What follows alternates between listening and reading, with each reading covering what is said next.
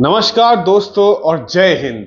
आप सभी को स्वागत है in my channel 1971 war book series. तो दोस्तों 1971 के जंग on the eastern front on east Pakistan में एक स्पेशल ऑपरेशन हुआ था जहां पे भारतीय फौज ने पहली बार अपने इतिहास में एक एयरबोर्न ऑपरेशन किया था। हाँ दोस्तों, हमारे एक पैराशूट रेजिमेंट के एक बटालियन को डिप्लॉय किया गया था exactly like how they do with the airborne operations, dropping them from aircrafts at heights of 1250 feet right onto Tangail.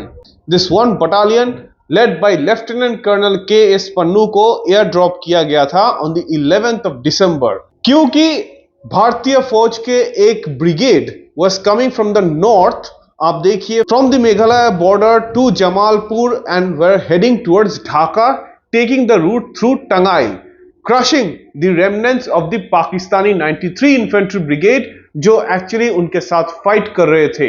तो 2 पैराशूट रेजिमेंट को डिप्लॉय किया गया था to cut off the retreat of the Pakistani 93 brigade, लेकिन उनको deploy किया गया था close to Tangail, just on the opposite of the Pungli bridge, the entry route to Tangail from the north, ताकि ये ब्रिगेड को पूरा तबाह किया जाए। तो इस ऑपरेशन के बारे में आज हम जानेंगे from a veteran paratrooper himself, जो ये ऑपरेशन में था as second lieutenant LJS Gill. तो 2 पैरा बाद में 2 पैरा SF स्पेशल फोर्सेस भी बना and second lieutenant LJS Gill had also served in commanding the 2 para himself and had served in the Indian army up to the rank of colonel. In this first episode of the airborne operation, Colonel LJS Gill, veteran paratrooper, will explain to us about a bit about himself and his own family, including his motivation to join the Indian Armed Forces, और उसके साथ of a basic lump sum para training course directly from the man himself, the basic things about how a para jump or a para drop is conducted by the armed forces and also by the civilians. Hence, let's welcome to our program today Colonel LJS Gill. Welcome so much, and talking about your own experiences must be like going back to 1971 war again, sir. So, as a qualified paratrooper and serving in the Indian Armed Forces for such a long time, I heartily thank you for your services, sir. A pleasure being with you, Deb. I shall be happy to share all my experiences that you are looking forward to in documenting whatever good work that you are up to. Thank you so much, sir. It's a small effort I'm trying to make towards saving the history of 1971 war. So, as a matter of fact, I know that your entire family has contributed somewhere or the other to the armed forces and to the betterment of the country. But I would like to know specifically, sir, what motivated you to join the Indian Armed Forces? I belong to a family of defense personnel. My father was in the Air Force, and all 4 brothers that we were, all of us joined the armed forces. I also studied in an Air Force school. Okay. In Delhi, and as a residential student. And from my school, almost 50% of the class used to be going class 10 during those days. We had to write the NDA examination UPSC compulsorily, and at least 50% of the students from class 10 each term they went to NDA. We were also assisted and trained by the Air Force personnel for joining the armed forces. Yes. So I studied in an Air Force school, armed forces school. I belonged to an armed forces family, and we were 4 brothers. All 4 of us joined the services. My elder brother, who's late now, joined 33rd NDA, and in 1973 He was killed in an air crash at Lucknow. The Air Force aircraft crashed because of mechanical problems, and he was killed in that. I joined the army in 19 in January 1970 at the academy. I trained at the IMA, and 1 month before the war, I was commissioned into the Parachute Regiment. Parachute Regiment. Great, sir. The one next to me, my brother, he joined the Navy, and he was a pilot. He used to fly maritime reconnaissance planes and anti-submarine planes for the Navy. Uh, he was qualified from erstwhile Soviet Union and he brought and raised a squadron of Tu-142s. Now, this is a Russian maritime reconnaissance plane, Okay. which has an endurance of 22 hours. He raised this squadron and commanded this squadron at Arkonam in southern India. He quit the Navy as a captain, which is equivalent to a colonel of the army, and he joined Air India. Okay. He was in Air India. He flew Airbus 310s, Boeing 747, and finally Boeing 777, and he retired from Air India, and he now lives in United States. My youngest brother joined the NDA, 43rd NDA. He joined the Air Force. He became a fighter pilot. He used to fly MiG-21s, and he also quit the Air Force as a group captain, which is at par equivalent to a colonel of the army. And he joined civil aviation. He first flew Air Deccan as the inaugural set of pilots when Air Deccan was launched by Captain Gopinath. Shifted to Kingfisher, and finally joined Indigo, from where he has retired uh, as um, as the chief pilot and the chief trainer with the Indigo Airlines, and he is settled in Bangalore, and he runs an Air Force aviation training academy at Bangalore.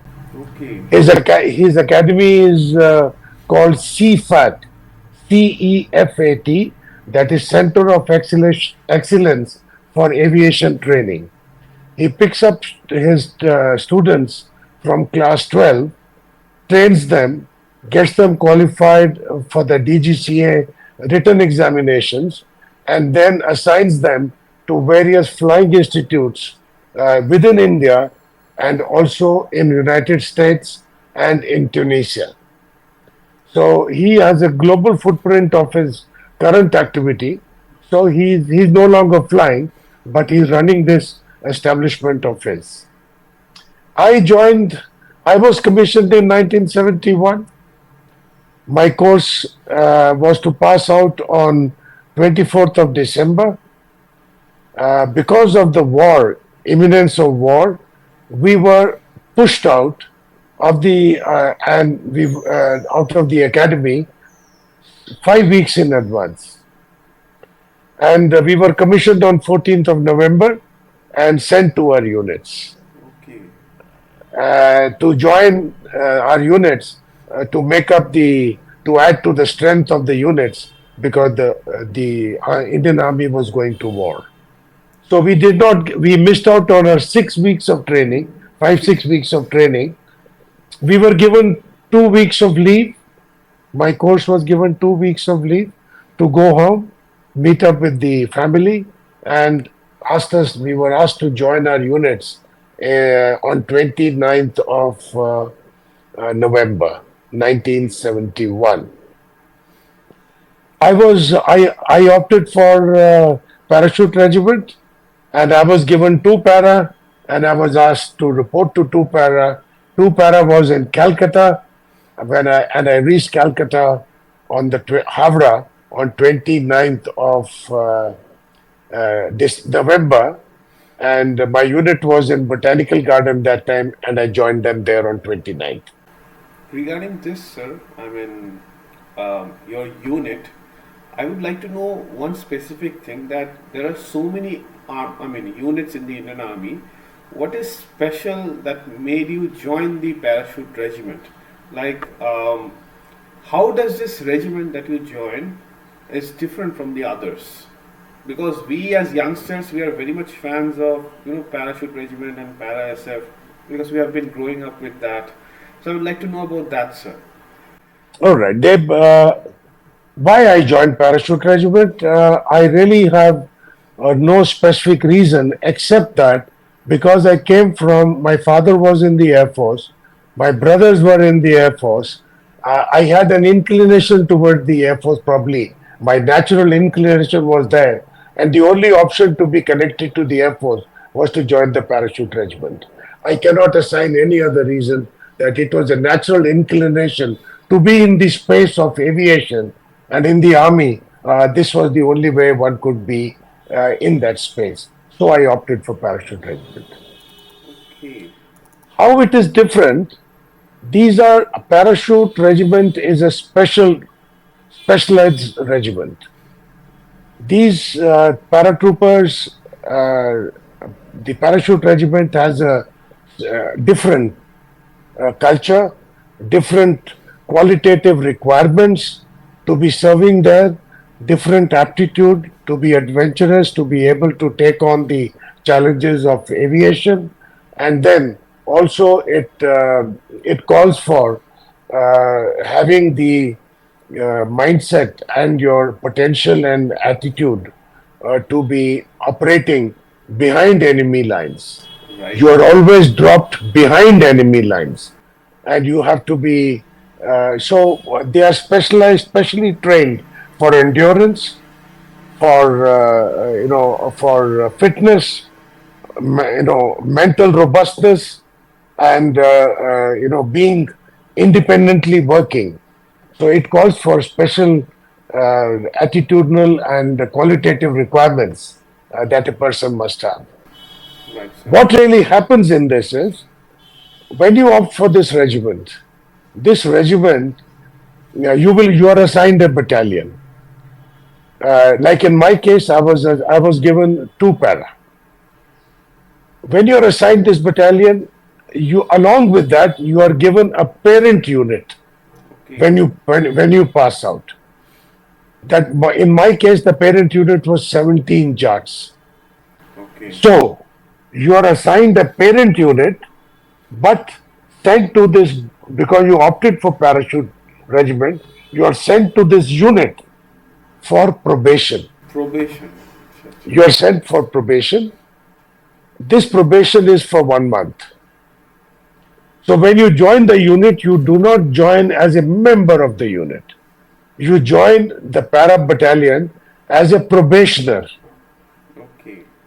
During these 28 days to 1 month, you are put through various trainings and tests which you have to qualify. It's some, physical tests are there, mental tests are there, endurance test is there. Then you are assessed for your behavior and attitude. Right. You are assessed for your aptitude. The troops assess you. The officers in the unit, they assess you. Your personal conduct, your behavior, everything that goes into making a paratrooper, you are assessed for that. You have to qualify a number of tests, including there's a written test, there is you got to deliver a lecture, you got to prepare intellectually, you are also tested. Okay. At the end of 28 days, after you completed your probation, there is a meeting by the commanding officer in which all the officers of the unit sit except the probationer. Then everybody's view is taken. Everybody's recommendation is taken into account, besides your evaluation and the score that you've got in your in your test that you qualified in. Based on that, the decision is made. Okay. A decision is made and then it is conveyed. And if you have qualified, then you are given the maroon beret. You are given the maroon beret, and then you are accepted in the family. If you are not accepted and your probationer, you have not succeeded in your probation, then you are sent to your parent unit. You after 1 month you are given your result, you are given your movement order, and you are dispatched to your parent unit. In my case, it was 17th Jat. Had I not qualified, I would have gone. Yeah. So when I joined the unit on 29th of November 1971, I joined as a probationer Okay. and not as a member of the unit. I had to do my probation. And when I joined the battalion was in Botanical Gardens. I had no idea. I was taken there. And then when I reached the unit, I realized that they are in quarantine. They're totally quarantined. Nobody can come in, nobody can go out. And I was then informed that, listen, the battalion is earmarked for an airborne operation in Bangladesh. So, Till then, I did not know. so being, sir, in the middle of in the middle of an infantry officer, a regular infantry officer, and in the middle of becoming a paratrooper, you got to know that your unit is going for war, directly for war in East Pakistan, Bangladesh. Um, so about that, you are just a young second lieutenant. So what was your own feelings about this? Well, when I learned about this, then I did feel that, look, if this is going to happen, one did not know when they will be going, but they will be going sometime, was very clear to me. So emotionally, and the sentiment that I carried was that, look, I think I'm not going to be available. I will not be able to join the unit. That was the first thing that came to my mind. That, look, I will not be able to go with the unit because I'm not qualified, Right. So that was the emotion that I was carrying. So on 2nd of December, 29th I joined, 30th, 31st of, 1st of December, 2nd my probation started. I was given the program, I was briefed, I was given my schedule, and 2nd of December my probation started. My probation would finish now on 31st of December. Right. So it is on the 1st of January that I will be getting my decision whether I have qualified or no. So anyway, I started my probation, and on 4th of December, my commanding officer, Lieutenant Colonel K.S. Pannu, I met him, and I told him that, sir, I would like to join the battalion for the airborne operation. Okay. He said that, look, you cannot, because you are not a qualified paratrooper. So you cannot join the war. You cannot join the unit. We will not be able to take you. And the war had already broken out on the 3rd. This is happening on the 4th. So he said that, so I told him, I said, sir, you are right, I'm not qualified, but I would like to make a request that I would like to go. Even after probation, even after para training, I still have to make my first jump on my own. Right. Right. Nobody is going to be with me even at that time. Now, the moment, a brief chat with him, and he said, all right, if that is what your request is, I will take it up with the brigade commander. Okay. and I will get back to you. So I got back doing my probation. It is on 8th of December that brigade commander visited the unit, and by that time it was decided that the battalion will be dropped on the 11th, 10th, 11th, 12th, sometime at that time, because it was linked with the ground operations happening somewhere. Okay. What is their progress? It was to be timed with those. So when the brigade commander came and my CO mentioned to the brigade commander, Brigadier Matthew Thomas, later retired as a lieutenant general, he said, "Sir, meet the new youngster who has joined us. He is doing his probation and he has put up his request that he wishes to jump with the battalion." So the brigade commander looked at me. He is a very nice gentleman. He said, "Look here, young man, you are not a qualified paratrooper. How would you go?" So I told him, "Sir, I want to go. I don't want to miss the war." He said, "What if something was to go wrong? What will I tell your father?" So I told him, "Sir, please tell my father the same thing that you would tell for anybody else if he was to have a fate calling for talking to his father." So he looked at me and he said, "All right, you go." So it was on 8th that I was told that I can go. And then started the big issue as to with which unit I will go. By that time, all the planning, all the manifestos, flight manifestos, grouping, training, commanders, sub-commanders, allocation of responsibilities, orders, everything had been given. Where do I fit in? So finally, after some debate, discussion, adjustments, I was told that you will be going with Charlie Company. Charlie Company. Yeah. Char- Charlie Company was given the task of securing the forming up place, which is called FUP. This is a place which, for the attack, one of the subunits gets close to the target or the objective area and secures this place on the ground.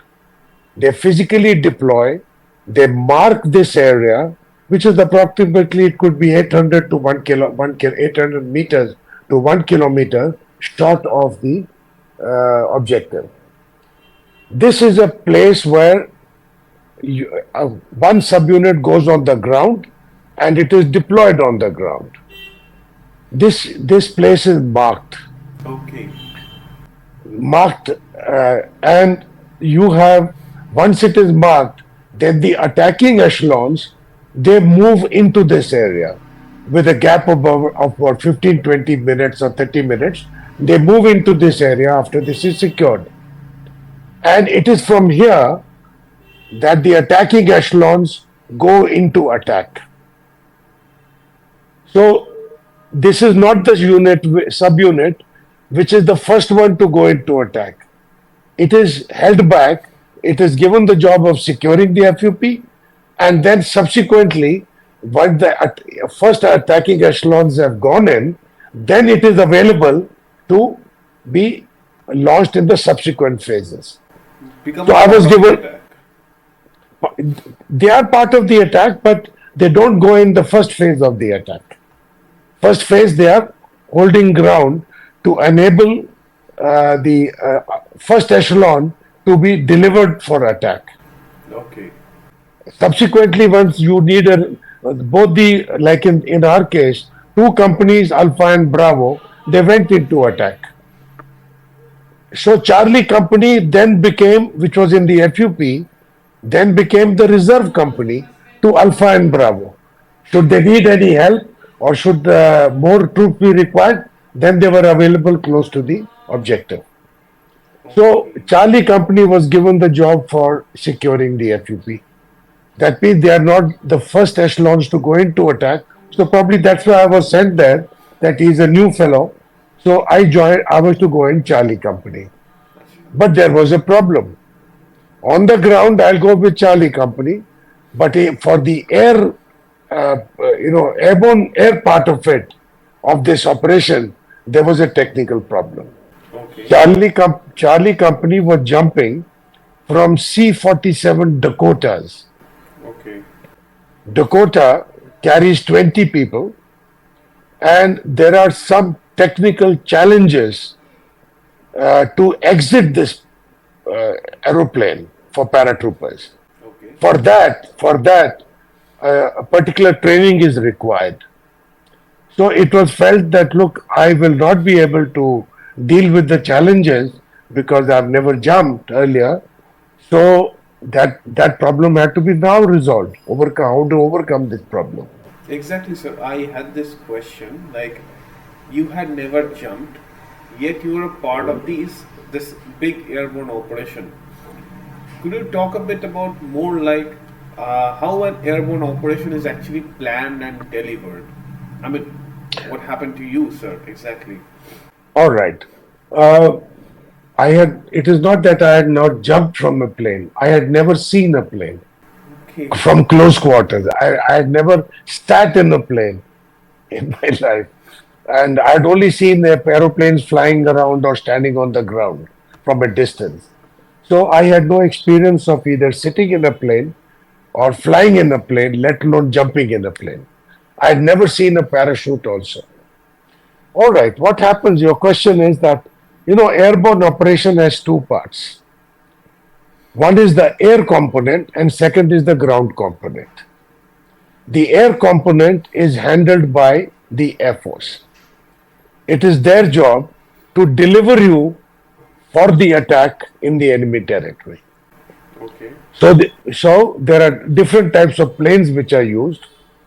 In the air part of it, they have to drop personnel, they have to drop guns, they have to drop artillery guns, they have to drop heavy weapons from the arm for the infantry, that is the ground operations. They have to drop logistic support. They have to drop ammunition, and so a lot of preparation, training is done to prepare the loads and the people for going into the air part of it, Air Force part of it, airborne part of it. Like in this case, we had 4 types of aircrafts which were used in this airborne operation. 4 types. 4 types. Okay. Yes. For the personnel drop, we had C-47 Dakotas flying out of Kalaikunda. Okay. We had C-119 packets flying out of Dum Dum. Okay. We had 2 Caribous. A Caribou aircraft, which is a Canadian origin, was used for dummy drop. Dummy drop. And we had AN-12s, the Russian aircraft, for heavy drop. Okay.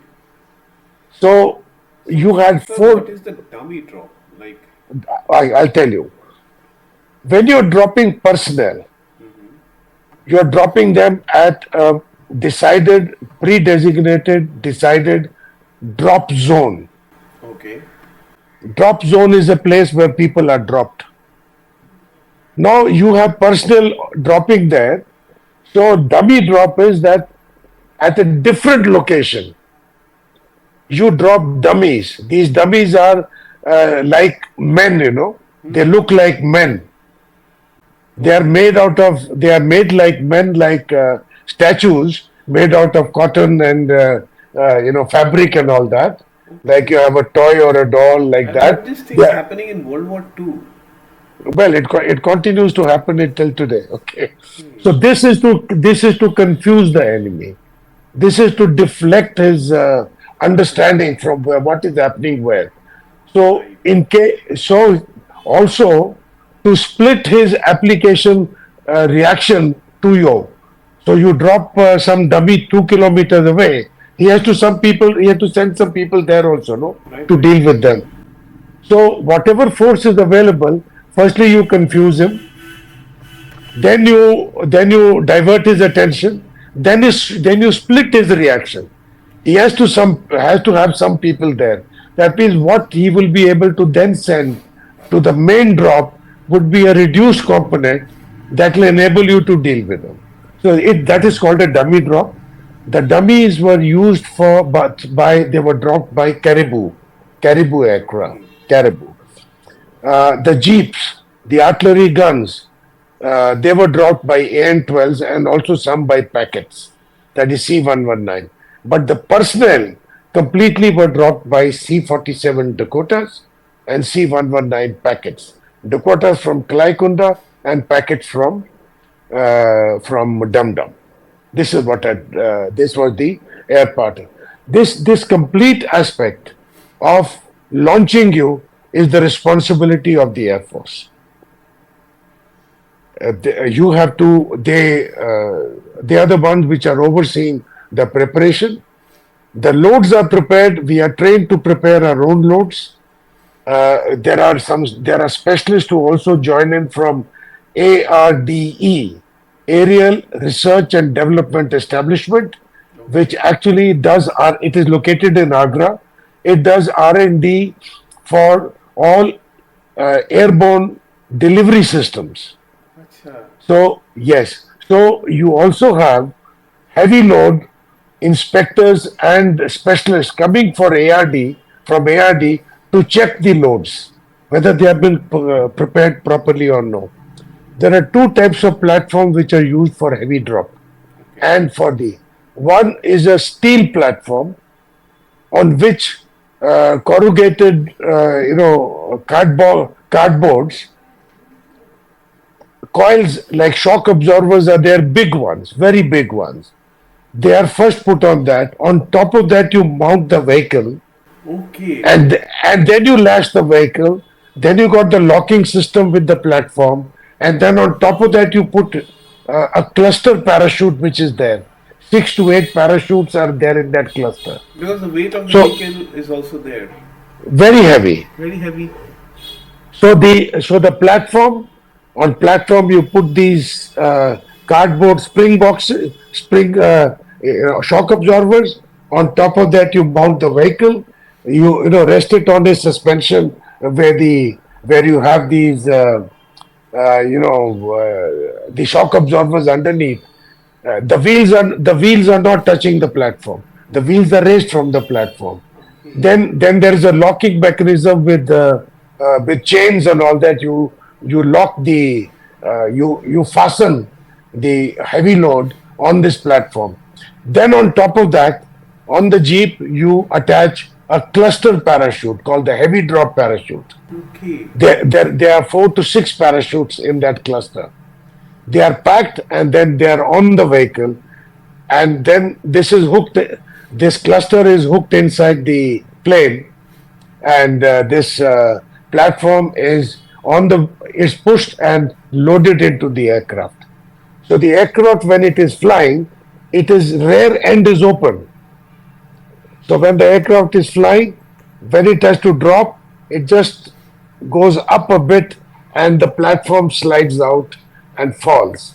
When it is falling, the static lines open the cluster parachutes, and 4 to 6 or 8, depending on the weight of the thing, those parachutes open, and those parachutes slowly drop the heavy load on the ground. The platform will fall flat. The parachutes are, they are controlling it in such a manner. So there is a loud noise, a thump, but the shock absorbers which are there under the vehicle, they prevent any damage being done to the vehicle. Okay. The second is the skid board, on which they are, I think 4 feet by 3 feet, some are bigger. On skid boards, you load your ammunition, you load your water, you load your logistics, and each skid board has a parachute. Again, you lash it onto the skid board, all the logistic stuff, your ammunition, and same way, number of these skid boards are loaded in the aircraft, and their static lines are hooked up inside the plane. So when the plane is flying, it goes up and they keep sliding down, and the parachutes keep opening. So, so the Air Force has to do a lot of work. So the airborne part is actually, come to think of it, that is the key component of airborne operations. They have to deliver you into the enemy territory. If you're not delivered, you can't do the war, no? Right. You cannot do your objective. So in the airborne operation, the most critical part is done by the Air Force. I explained to you what they have to do to deliver you, but to launch an airborne operation, the Air Force has also to create a favorable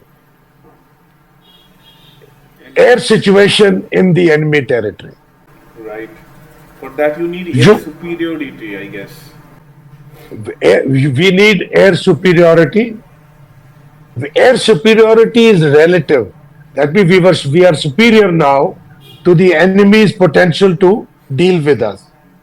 But in this case, they achieved air dominance. Right. They decimated Pakistani the Air Force. Right. Pakistani Air Force, and whatever was there, their airfields were damaged, they could not fly. So the Air Force achieved air dominance, Air Force achieved accurate delivery of the airborne force, and thereafter the Air Force also came and supported the action of the airborne force on ground. So also they did the casualty evacuation while the operations were going on, and subsequently. So the Air Force is the first one to go, and they're the last one to come out, and they haven't come out till date. This is predominantly an airborne operation, is predominantly an Air Force responsibility, Air Force job. Right. Another thing, sir, for you now coming to your part as a paratrooper who was not even qualified or who had never jumped out, what was your circumstances in joining the operations? Like, were you given any sort of training to at least jump from an aircraft? All right. What happened was, once I was cleared by the brigade commander and my CO that I have to be accommodated and I will go to war, I was assigned to Charlie Company. Charlie Company was securing the FUP. So I was given my kit, I was given a bit of briefing, and then on 9th of, on 10th night, at midnight, we started moving out of the quarantine area. Airborne forces before the airborne ops are in a quarantine. They are not in contact with anybody. Nobody can contact them. They are highly controlled and kept. You can call it a quarantine is like a prison. Inside everything is preparing, but you cannot go out. So we shook out of our quarantine, which was in Botanical Gardens. Till that day, we were, people were rehearsing, planning, preparing that we have to go to war. But on the night of 10th and 11th, we started moving out. Klaikunda team moved out earlier, and Dum Dum team left at midnight, 12 o'clock, Okay. midnight, on the night of 11th and 10th and 11th. It's like trying to maintain operational security and It's highly secret, very, very secret. So we left at 12 o'clock, and by 3 o'clock we were in Dum Dum Airfield. Dum Dum Airfield also was like a quarantine only, because it's just the armed forces there. There are no other activity. And so we reached there, we disembarked, we got into the hangars, and at the crack of dawn, daybreak, I was met by an Air Force sergeant, and he was assigned to teach me, in whatever little time was there, some basics of paratrooping. okay. So his name was Sergeant Lakhanpal. Lakhanpal. He, Yeah. all Air Force guys. Now everything is happening of Air Force. We are under Air Force's control. Okay. So the Air Force, he took me to a room. He briefed me as to what is paratrooping about in about 10 odd minutes. And he told me that he also taught me, he briefed me about what happens in a landing. अच्छा. That I'll be jumping out, the parachute will open, then depending on the wind, the parachute will be swinging left, right, center, forward, rearwards. So he says you will be landing uh, to deal with which way the parachute is swinging, forward, rearwards, left, right. Now this is all theory. Then he taught me, so that was about 10 odd minutes. Then he asked me, okay, now I'll tell you how to land. He made me stand on a table in that room, and he told me that I have to put my arms like this, and I have to bend my knees, I have to bend my back, and that is when you hit the ground, you got to have a shock absorbing effect. So he told me that your feet will be turned toward the direction that the parachute is taking you. Okay. Left, right, rearwards, and forward like this. अच्छा. And the moment you and then you will hit the ground. He taught me about landing as to how to deal with the swing based on the wind conditions, how the parachute will give me a swing and how to deal with that. And he made me drop from the table few times and how to roll. The parachute rolling is when you touch the ground, you got to roll in a manner to break the fall and roll so that you are able to deal with the swing and you don't hurt yourself. So I could not have practiced at all. So he briefed me, and then he took me to the aircraft and in packet, and he taught me how to. He showed me the inside of the aircraft, how the parachute will be hooked up, where I will stand, how will I when the people are jumping in my sequence, how will I reach the door, and how I will exit. There are certain commands that also he taught me. So, like I mentioned to you, that there was a problem in which to accommodate me. So finally, I could not be accommodated with any of the subunits jumping from C119 packet. I was then assigned to the Pathfinder 1, and there are two Pathfinders. अच्छा. I was assigned as the 41st person in Pathfinder 2. Okay. Now, what is Pathfinder? Pathfinder is a team which is dropped first at the assigned DZ. The job of, and in this case, there was one packet load, C119 load of 40 people. Okay. Their job is to drop on the designated DZ, secure the DZ, clear the DZ if there is any enemy, and mark the DZ.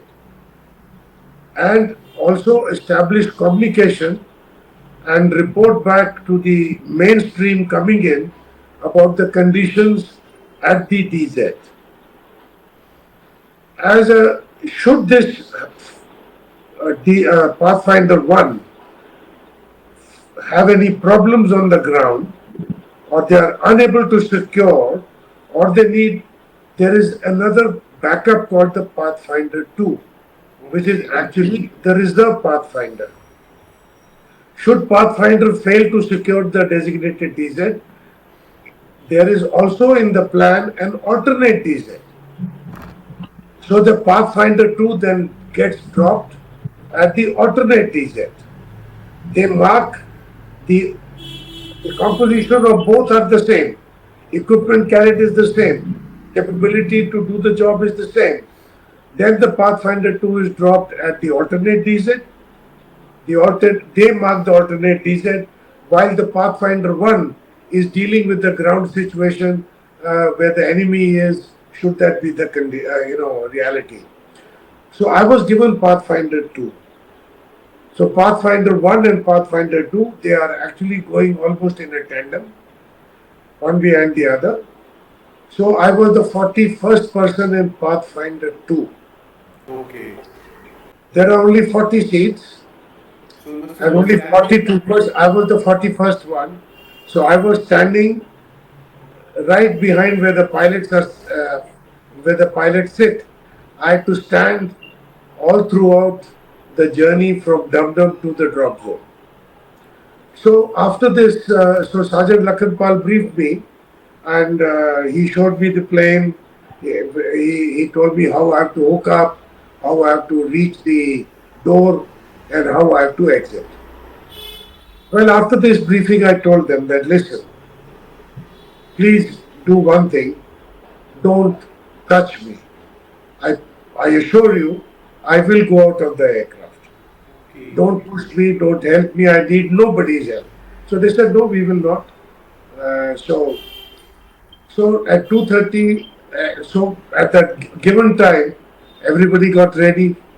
Pathfinder 1 boarded their plane, we boarded our plane, and at 2:30 the planes took off. Okay, and One this was behind the from Dum other. Dum, right, sir? Yes, from Dum Dum we took off. And at 4 o'clock, the Pathfinder 1 started dropping at the given DZ, and and soon after we were also dropped on the DZ because they reported that all is good. It does not take more than 45 seconds to 1 minute maximum for the paratrooper after he exits to reach the ground. The drop takes place from a height of 1250 feet. This is a mass drop. Okay. One after the other, each plane is dropping, people are running out of the plane, and it's a mass drop. One plane, the second plane, the third plane. So about this First, mass drop, I would like to know a bit more about directly like the entire parachuting basics. Like as you told me about how you manage the jump and how you have to keep your feet. see, there are two types of para jumps. One is a static line jump, which is used for mass drops. This is from a very low height of 1250 feet. The second is skydiving or a Okay. free fall parachuting. Now, this is from different heights, depending upon what your objectives are. They use a different type of parachutes. For mass drop, static line jump, uh, everybody's parachute is hooked inside on a cable of the plane. So when he jumps out, it is that there is a static line, one end is hooked inside the plane, and the second end is linked to the parachute bag. So when you jump out, it is the hook, that static line it holds inside, and you are dropping. And the last bit is it is parachute is in a bag. This bag is attached to a static line. One end of the static line is inside. So when you jump, the static line is hooked inside, and you keep falling. The parachute starts coming out of the bag, and at the end, and when it is coming out of the bag, the parachute is also opening like this because the wind is coming. So Right, the last right. bit of the parachute, which is linked to the bag, is linked to the static line. So when you drop, the parachute is deployed by that time. Why this height of 1250 feet? It is to allow you to deal with an emergency. Because first 200 odd feet, you're falling when the parachute is not deployed. Then another 100 odd feet, the parachute deploys, you stabilize. And thereafter you come in, you steer yourself, and then you come and land on the ground.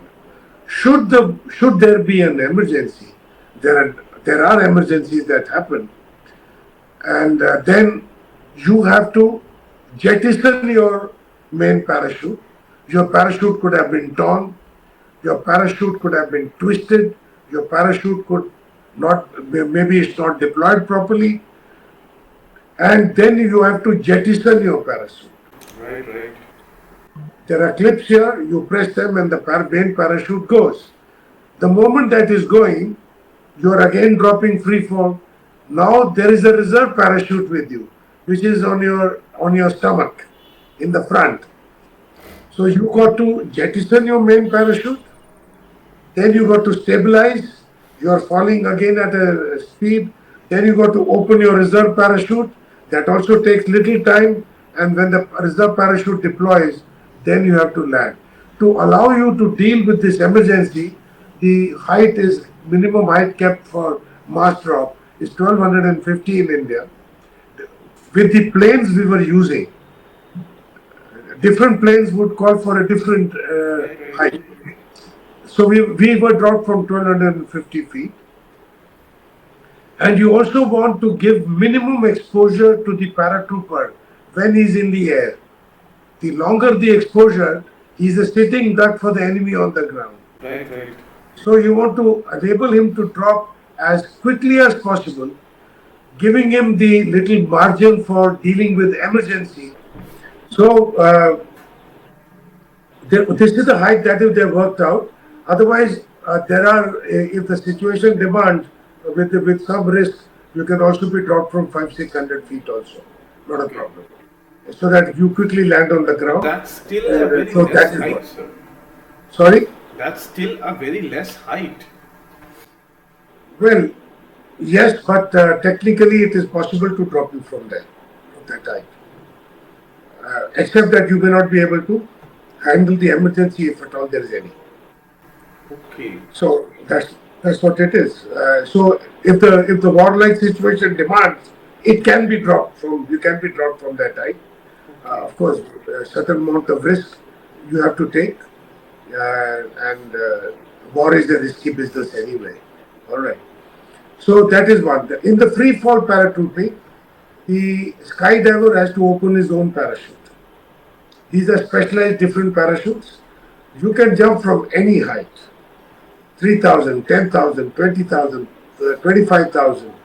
The moment you get into the rarefied atmosphere, you got to jump with specialized equipment and suits, and you got to jump with an oxygen mask.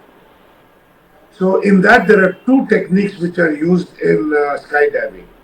One is called halo, Halo. high altitude, low opening. Second is called hey-ho. It is high altitude, high opening.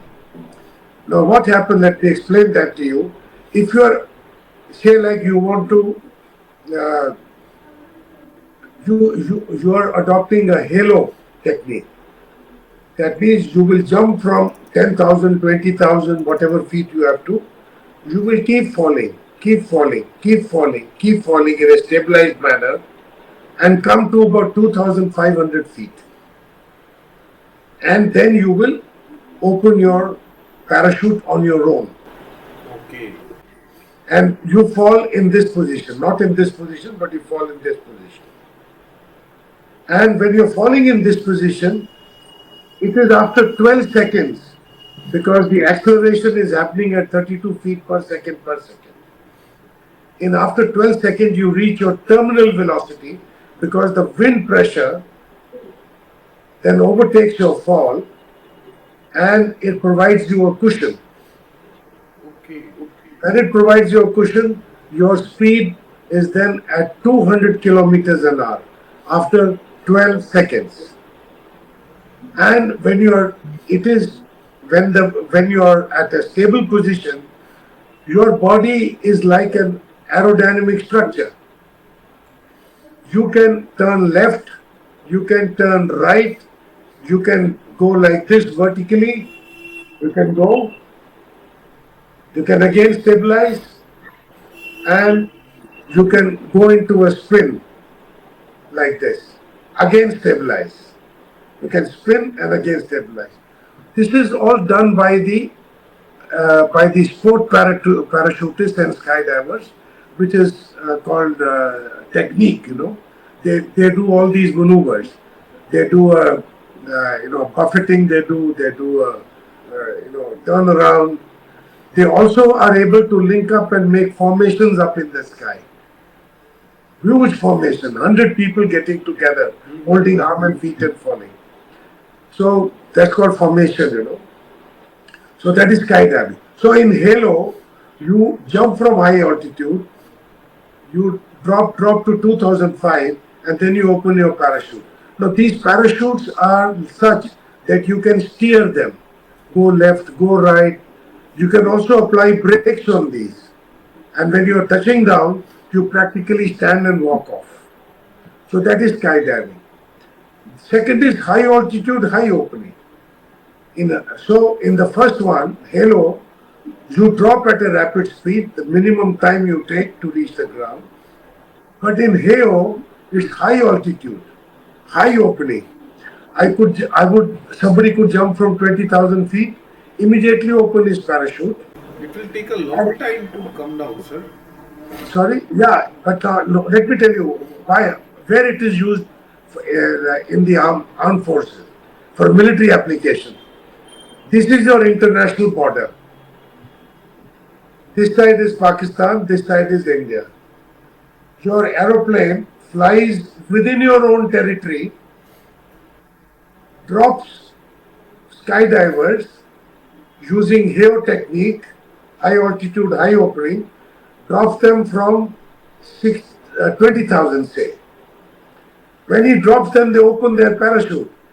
Then at that altitude, they start steering in the air while they are falling at 18 to 20 feet per second. They are coming down 16 to 20 feet per second. They steer their parachute and they glide and guide into the enemy territory. Okay. Without being detected. So now what has happened in this? Your aircraft did not cross the airspace into enemy airspace. It has flown along the border. It has dropped people, paratroopers, who have now able to infiltrate and insert themselves into enemy territory without getting detected. Then they go and land there together.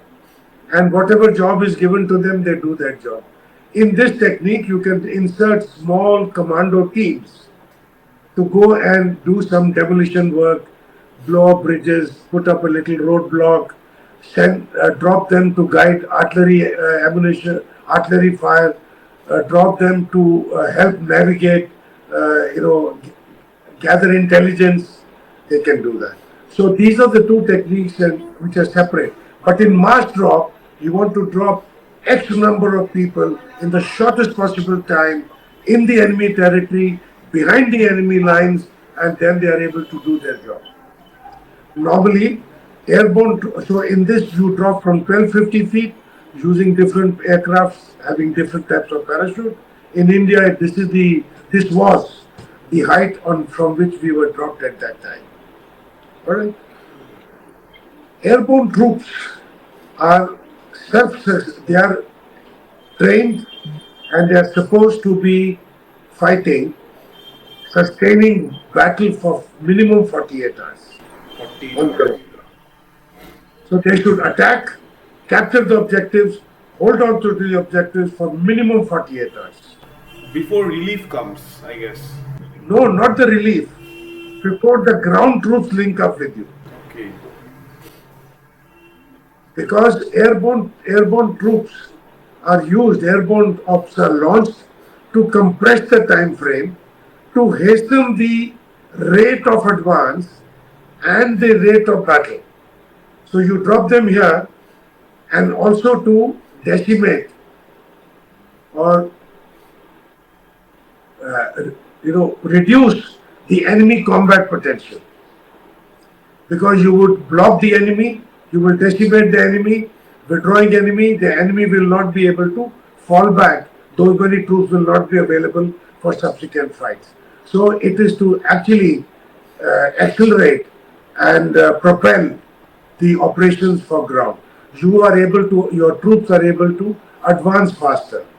Then you also capture and secure bottlenecks like bridges, which are very vital for your operations to go in. Right. So they have to, otherwise the enemy will keep blowing off the bridges when he is withdrawing. So they actually enhance your mobility of your ground troops. They hasten the speed up the operations. This war would not have happened in 13 days had this airborne operation not gone successfully. It would have been delayed for sure. At least for a week or 10 days. And also there is a huge psychological impact on the enemy. Airborne forces deliver a psychological impact on this, where enemy does not know where they have gone, what they are going to do, what their plan is. So his morale gets affected. Psychologically, it gets affected. He is in a state of confusion. Right. So this is the purpose of the airborne operation. So that is how it is used. So anyway, coming back, so this is how the operations are planned. So this March drop took place. So when after taking off at 2:30, 4 o'clock we were dropped. The desert, there was no problem. The Pathfinder 1 was able to secure DZ. Drop on the DZ, Pathfinder 2 was dropped on the DZ, and by 4:25, the DZ was secured. Your main objective, I think, was to, hasten the capture of Tangail, but capturing the Pungli bridge, how could it actually have hastened the capture of Tangail and the further move on to Dhaka? Could you talk a bit about that, sir? Our objective was Pungli Bridge. Pungli Bridge was on Lohjang River. Pungli Bridge was north of Tangail. Tangail is south of Jamalpur. Our forces were fighting, that is 101 Com Zone, two brigades, that is 195 Infantry Brigade and 167 Infantry Brigade. 95 Brigade and 167 were fighting at Jamalpur on the river to capture the Jamalpur town. Enemy Pakistani's 93 Infantry Brigade was deployed in Jamalpur. Okay. Now this brigade was given the task by them, by the Pakistan army. This was given the task to fight battle at Jamalpur, fall back onto Tangail, fight the delaying battle at Tangail, and then be available for subsequent battles at Jaidepur, Tungi, then onwards to Dhaka. So this 93 Infantry Brigade was supposed to be fighting at Jamalpur, withdrawing to Tangail, fighting at Tangail, withdrawing to Jaidepur, reinforcing Jaidepur, fighting at Jaidepur, withdraw to Tungi, fight at Tungi, then finally come and join Dhaka defenses. Now, the airborne operation our operation to capture Pungli Bridge was to trap this 93 Brigade coming from Jamalpur, being pushed out of after successful attack by our 95 Brigade, followed by 167 Brigade, and trap them at Pungli Bridge. They had to cross Pungli Bridge to reach Tangail. Okay. So the timing was such that when Jamalpur started falling, we were dropped. 93 Infantry Brigade of the enemy started pulling out of Jamalpur. So we captured the bridge before they could reach Tangail. So they were sandwiched between two brigades, 95 Brigade coming in from Jamalpur, pushing them out, and we were sitting behind them on the bridge to take care of these people. So they could not go back to Tangail. So this brigade's ability to defend Tangail, be available for Jaidepur, be available for Tungi, which would have delayed by each stage. You can take 2 days to delay you. So they would have taken a week more to hold the Indian Army's advance. It was like cutting off the Pakistani brigade completely, I guess. Completely. Yeah.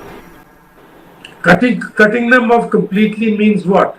Some of them would get knocked off when they hit Pungli Bridge. Others will be disintegrated. Commander structure will fail. They will have to move out. Their cohesion, their combat integration, their command and control would all go topsy-turvy, and they would now have to reach Tangail, without the road available to them or route available to them. Right. So this was the main task of the airborne battalion, that is 2 para group, to capture Tangail and deny the enemy access to Tangail and decimate them here itself. So after we were dropped, now I'll come down to the capture part of it. There are some emergencies that happened. So the Pathfinders went in. Pathfinders secured it. Pathfinder 2 went in. They joined up with Pathfinder 2 to reinforce the strength and now the DZ marking. Now what is DZ marking? DZ marking has 4-5 major jobs to be done. First is securing of the DZ. That all is well, and it's not a small area. The area runs into a couple of kilometers in length, at least 1.5 kilometers in width. That's quite so you secure the area. Now you mark the area. There are two types of marking. One marking is for the aeroplanes. Okay. In that marking, you got a T which is marked. Okay. The stem of the T faces the direction from which the aeroplanes are to come. The head of the T is towards the DZ. This is marked closer to the beginning of the DZ. Okay. This is marked with white cloth on the ground and it is visible from the height from a distance from the air. Then the next thing is, so first is securing, then is marking of the T, then is marking of the RV lights, RV positions. RV are rendezvous positions. Each subunit has its RV. These RVs for the day or night, they are marked. They are marked with blinking lights, different colors. They are also marked for the daylight with flags. Like in this case, the first company to move out to the objective is Charlie Company. So the first RV of Charlie Company, next of Alpha Company, next of Bravo Company, next of Delta Company. Then artillery people also jump in. RV light for engineers who are there. RV for the medical team which also jumps. We also have medical team in which you had doctors, surgeons, anesthesiologists. We also had the potential to do surgical interventions by the doctors. They carry with them everything for an operation theatre. So you had, sir, of course, a medical team and artillery. Which artillery unit was this, sir? It was 4-9 Parafield Battery. Okay. 6 guns. From 17 Parafield Regiment. Okay. This is a regiment trained for airborne operations. It's an airborne artillery regiment. 17 Parafield, airborne artillery regiment. So there are 3 batteries in each regiment. One battery 4-9 affiliated to 2 Para also jumped with us. Their guns are dropped. 76 millimeter howitzers were dropped. These Their are ammunition very is, popular in 71 because I've seen their pictures a lot of times. yes, they are lighter. These are weapons lighter and suitable for airborne operation. So they were dropped. So you have to mark these RVs because quickly when people are dropping, they'll be dropping at different places because of the wind condition, so they all should be able to see that's my RV and they all come there in the shortest possible time. So when you jump forward, you remove your parachute, leave it there only. You don't carry your parachute. Everybody dumps his parachute, wears his battle kit, which is also with him. He carries his weapon and he runs and he reaches the RV. The moment people have gathered in the RV, the subunit commanders take charge and then they move off as quickly. The FEP securing party leaves there only. Okay. The DZ Pathfinder party is also now becomes responsible after the main drop of securing the DZ, continuously secure the DZ, and also now take care of the loads which have been dropped Okay. unlash them, and plan transportation of these loads to the objective area after it is captured. So the DZ becomes now a logistics base.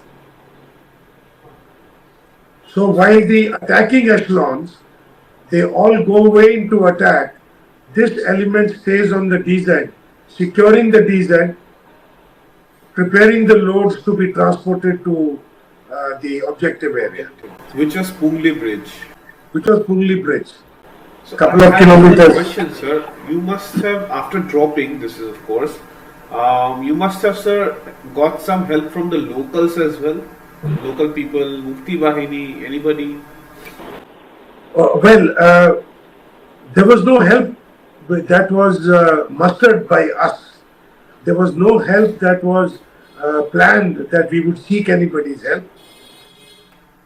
But there were some locals in and around the DZ, handful of them. I cannot say, could be not more than 5 or 7 or 10 maximum, because it's such a large area. I did see some locals were there in lungis. Okay.